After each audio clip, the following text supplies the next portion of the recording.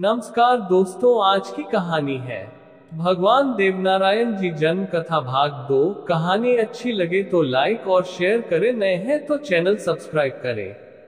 कथा के अनुसार जब बाघ सिंह बात भरते हैं, उनकी बाहों में 13 लड़कियां समा जाती है, जिससे बाघ सिंह शादी करने को तैयार हो जाते हैं।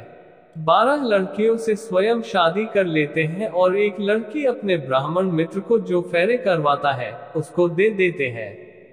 उन्हीं 12 औरतों से बाघ जी की 24 पुत्र होते हैं। वही 24 भाई बगड़ावत कहलाते हैं। बगड़ावत गुर्जर जाति से संबंध रखते थे और इनका मुख्य व्यवसाय पशुपालन था। वे इस कार्य में प्रवीण थे और उन्होंने अपनी गायों की नस्ल भी सुधारी थी। उनके पास बहुत बढ़िया नस्ल की गायें थी।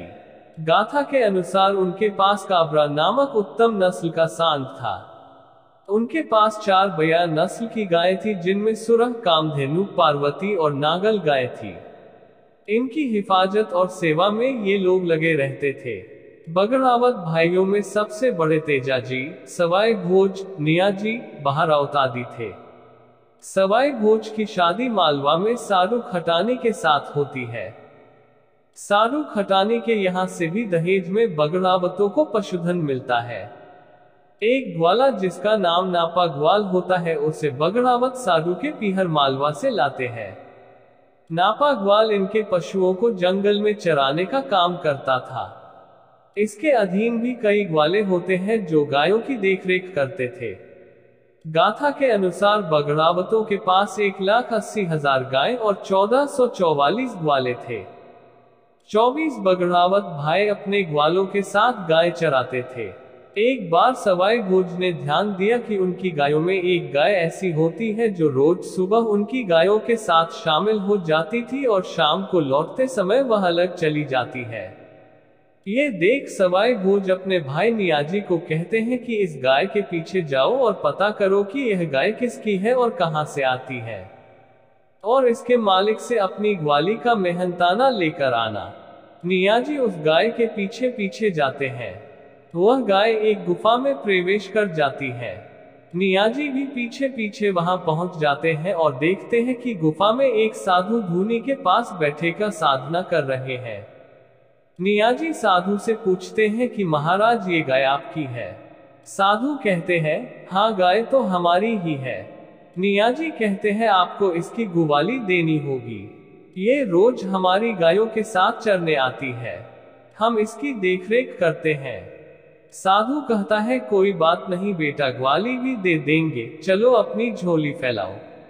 नियाजी अपनी कंबल की झोली फैलाते हैं।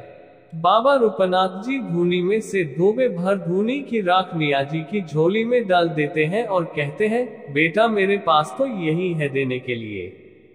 नियाजी भी बिना कुछ कहे राख लेकर वहां से अपने घर की ओर चल देते हैं। रास्ते में साधु के द्वारा दी गई धूनी की राख को गिरा देते हैं और घर आकर राख लगे कंबल को खूंटी पर टांग देते हैं। जब रात होती है तो अंधेरे में खूंटी पर के कंबल से प्रकाश फूटता है। तब सवाई भोज देखते हैं कि उस कंबल में कहीं कहीं सोने एवं हीरे जवाहरात लगे हुए हैं, तो वह नियाजी से सारी बात पूछते हैं। नियाजी सारी बात बताते हैं। बगड़ावतों को लगता है कि जरूर वह साधु कोई करामाती पहुंचा हुआ है। ये जानकर कि वो राख मायावी थी, सवाई भोज अगले दिन उस साधु की गुफा में जाते हैं और रूपनाथ जी को प्रणाम करके बैठ जाते हैं और बाबा रूपनाथ जी की सेवा करते हैं। ये क्रम कई दिनों तक चलता रहता है। एक दिन बाबा रूपनाथ जी निवृत्त होने के लिए गुफा से बाहर कहीं जाते हैं। पीछे से सवाई भोज गुफा के सभी हिस्सों में घूम फिर कर देखते हैं। उन्हें एक जगह इंसानों के कटे सिर दिखाई देते हैं। वह सवाई भोज को देखकर हंसते हैं। सवाई भोज उन कटे हुए सिरों से पूछते हैं कि हंस क्यों रहे हो? तब उन्हें जवाब मिलता है कि तुम भी थोड़े दिनों में हमारी जमात में शामिल होने वाले हो, यानी तुम्हारा हाल भी हमारे जैसा ही होने वाला है। हम भी बाबा की ऐसे ही सेवा करते थे। थोड़े दिनों में ही बाबा ने हमारे सिर काटकर गुफा में डाल दिए। ऐसा ही हाल तुम्हारा भी होने वाला है। ये सुनकर सवाई भोज सावधान हो जाते हैं। थोड़ी देर बाद बाबा रूपनाथ वापस लौट आते हैं और सवाई भोज से कहते हैं कि मैं तेरी सेवा से प्रसन्न हुआ। आज मैं तेरे को एक विद्या सिखाता हूँ। सवाई भोज से एक बड़ा कढ़ाव और तेल लेकर आने के लिए कहते हैं। सवाई भोज बाबा रूपनाथ के कहे अनुसार एक बड़ा कढ़ाव और तेल लेकर पहुंचते हैं। बाबा कहते हैं कि आग जलाकर कढ़ाव उस पर चढ़ा दे और तेल कढ़ाव में डाल दे।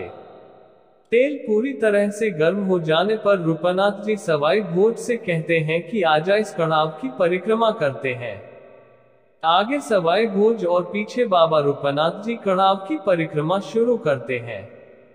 बाबा रूपनाथ सवाई भोज के पीछे पीछे चलते हुए एकदम सवाई भोज को कढ़ाव में धकेलने का प्रयत्न करते हैं। सवाई भोज पहले से ही सावधान होते हैं, इसलिए छलांग लगाकर कढ़ाव के दूसरी ओर कूद जाते हैं और बच जाते हैं। फिर सवाई भोज बाबा रूपनाथ से कहते हैं महाराज अब आप आगे आ जाओ और फिर से परिक्रमा शुरू करते हैं। सवाई भोज जवान एवं ताकतवर होते हैं। इस बार वह परिक्रमा करते समय आगे चल रहे बाबा रूपनाथ को उठाकर गर्म तेल के कढ़ाव में डाल देते हैं। बाबा रूपनाथ का शरीर कढ़ाव में गिरते ही सोने का हो जाता है। वह सोने का पोरसा बन जाता है। तभी अचानक आकाश से आकाशवाणी होती है कि सवाई भोज तुम्हारी 12 वर्ष की काया है और 12 वर्ष की ही माया है, यानी 12 साल की ही बगड़ावतों की आयु है और बाबा रूपनाथ की गुफा से मिले धन की माया भी 12 साल तुम्हारे साथ रहेगी। और एक आकाशवाणी यह भी होती है कि यह जो सोने का पोरसा है इसको तुम पांवों की तरफ से काटोगे तो ये बढ़ेगा और यदि सिर की तरफ से काटोगे तो ये घटता जाएगा। इस धन को तुम लोग खूब खर्च करना, दान पुण्य करना। इधर बाबा रूपनाथ भी धूनी की राख से पुनः जीवित हो जाते हैं और सवाई भोज को अपना शिष्य बनाते हैं। सवाई भोज को बाबा रूपनाथ की गुफा से भी काफी सारा धन मिलता है, जिनमें एक जयमंगला हाथी, एक सोने का खांडा, बुली घोड़ी, सुरह गाय, सोने का पोरसा, कश्मीरी तंबू इत्यादि दुर्लभ चीजें लेकर सवाई भोज घर आ जाते हैं।